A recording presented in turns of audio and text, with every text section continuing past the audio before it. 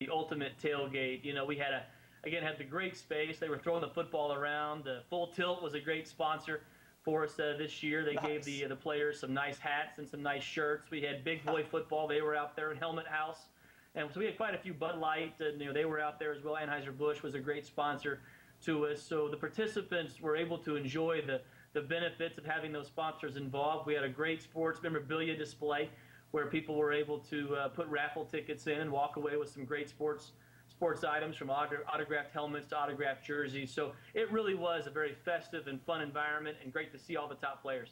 Yeah, and that's great. You mentioned Full Tilt was a sponsor. I know you mentioned last time you were on the show that a couple of the Full Tilt pros were out there. Tell me about some of the other celebrities that joined up for the main event this year, if you could. Yeah, we did have several of the Full Tilt, from Phil Ivey to Eric Lindgren to Howard Lederer participated in the draft. Nick Bakay of the NFL Network and ESPN, he was out there participating. Eric Casilius, of course, who hosts Fantasy Football Now on ESPN, ESPN2, and you of course hear Eric quite a bit on ESPN Radio, to Daniel Negreanu. A lot of the poker players really enjoy, I think, just the action of fantasy football, and especially the high-stakes action that's offered as part of the World Championship of Fantasy Football. Howie Schwab, he's always a great one. He's Dick Vitale stats guy. Stump the Schwab. You see him on First Take quite a bit there on ESPN. So it's great to have those guys participate and be a part of this premier event in fantasy sports. But it's always fun to see them interact with these top high-stakes players. We had Major League Baseball, Jeff Jenkins and Ben Sheets, and these guys, they knew their stuff. They knew their football, so it's fun to have them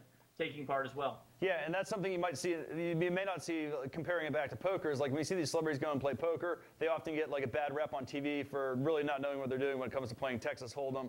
But some of these guys did pretty well. I heard Nick Bakay took Sean Green with his first-round pick, which I thought was definitely not something I would do.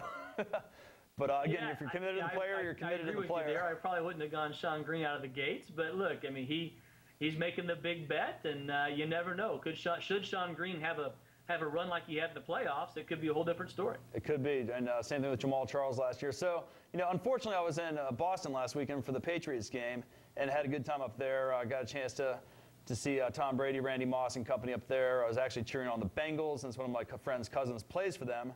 But, unfortunately, I wasn't able to make the main event. It kind of led me to the thinking that, do you think there's ever somewhere down the road where maybe you could have like a proxy or something draft for people that cannot make it to the draft in person? I mean, I know you can accommodate with 4 or 5 locations, but would a proxy product kind of thing ever work out for the WCOF drafting?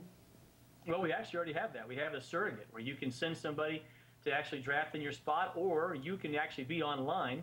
And that surrogate, what they'll do is they'll actually announce your pick for you at that live event. We probably had, 24 participants from all over the world that couldn't make it in person. Phil Ivey being one of those individuals who was playing poker over in Europe, and so he had a surrogate drafting for him. He was actually online managing his draft while we had that person watching the online component and announcing the pick. So yeah, I wish we would have known.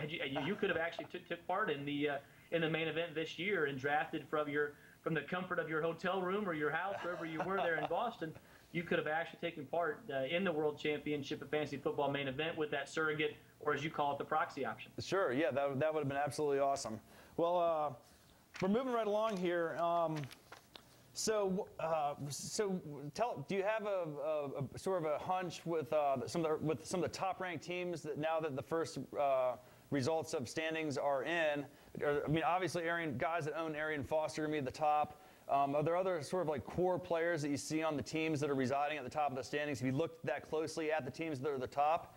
And what do you see, what's the important ingredient going to be this year? Or do you think it's still just too early to tell?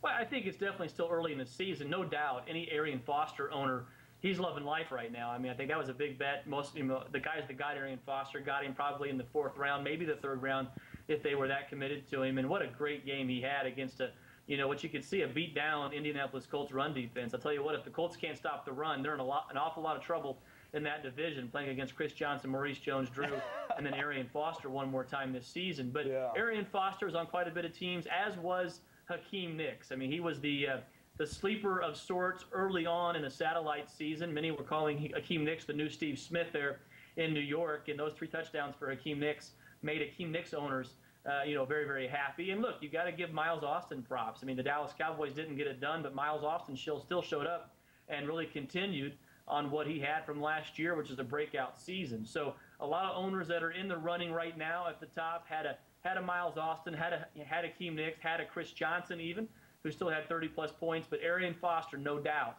is leading most of the fantasy football teams. Yeah, I'd actually noticed it on the last show. I was like, man, the Colts really struggle with the rush defense, and it seems like they haven't done anything to improve it this year. Hey, Dustin, I just need to take a quick minute out here to take us over to our NFL news segment, and that'll just be a couple minutes, and we'll bring you right back, and we'll talk about, again, a couple of last week's games, and then some of the games coming up this weekend. So if you just stand by for just a minute, we'll be right back, Sounds and great. we'll get to the games. And now, Amanda, it's back over to you. Hello, everyone. Welcome to the Fantasy Sports Review News Center. I'm Amanda Walker with your official NFL news update. The NFL opening season was jam-packed, full of great games and a few surprises, and some major league news stories this week. The Redskins stunned the Cowboys in an ugly game late Sunday night. The New England Patriots make a strong statement of their own versus last year's playoff darlings, the Bengals. Houston seizes control of the NFL North by beating the Colts. The Kansas City Chiefs surprised the San Diego Chargers in the nightcap of Monday Night Football.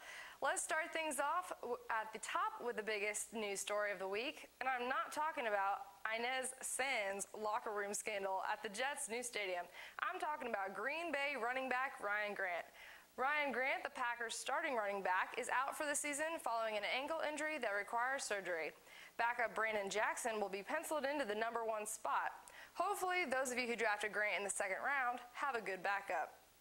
And if Brandon Jackson is available on the waiver wire, it would be wise to grab him immediately, as he is now the #1 running back on a high-scoring Green Bay offense, destined for the playoffs this year. The news out of Philly has quarterback Kevin Kolb sidelined until Friday due to a concussion. Michael Vick came into the ballgame and led Philly to 2 scoring drives. Vick claims that if he were in there for the full game, that they darn well could have won. Could there be a quarterback controversy in Eagles camp? Randy Moss was quoted in the post-game press conference this week as saying that he is not wanted or loved in New England. Then comes the next day with a different attitude. It's hard to tell how his production will be affected. Obviously, you will continue to start him. It could be a good time to trade him if you can get a great value for him, or it could be a disaster if you do and he decides to go bananas with his new little fire lit under his tail pads. Giants star wideout Hakeem Nicks, who caught 3 touchdowns on Sunday, has been limited in practice due to high ankle sprains suffered in the second quarter of the Carolina game. Nicks was held out of practice and is listed questionable on Sunday. The Giants will be an inconsistent passing team all season and offer a plethora of other wide receiver options, such as Steve Smith and Mario Manningham. Kevin Boss, the Giants' tight end, has yet another concussion, and if you have Boss on your team, it is time to start looking for better options. Stay tuned to later in the show when the guys tell you about the waiver wire prospects that are out there waiting to be had. Sean Hill, the backup quarterback for the Detroit Lions, will get the nod at quarterback this Sunday versus Philly. Matthew Stafford suffered a separated shoulder against the Bears and has officially been ruled out on Sunday. Hill shows no fantasy value, so keep him on your bench. Those of you who listened to Robbie and drafted Sean Green are highly disappointed. The second-year back, who is a one-year wonder, coughed up the ball and rushed for 10 yards against the Ravens. Rex Ryan said LT and Green will split carries in the backfield. That doesn't bode well for fantasy owners. Thank you for joining me in the Fantasy Sports Review News Center. I'm Amanda Walker. Now back to Phil in the studio. Hey, Amanda, thanks for the news this week. There's several key injuries. Obviously, that one to Ryan Grant is one that can be devastating to a lot of the fantasy teams. But we've still got Dustin Ashby from the World Championships of Fantasy Football on the line with us. And we're going to spend the next 8 to 10 minutes or so just kind of talking about a few things fantasy football strategy-wise. We're going to just talk about a couple of the important games and players from last weekend, and then maybe take a sneak peek at this weekend's games coming up. So, Dustin, now we've seen several guys out there that have had good opening weekends, like Michael Vick. We've had guys like I'm talking about waiver wire guys that are out there, like Michael Vick, Legadou Nene, and maybe a guy like Austin Collie. I mean, in WCOF, obviously these guys aren't going to be on the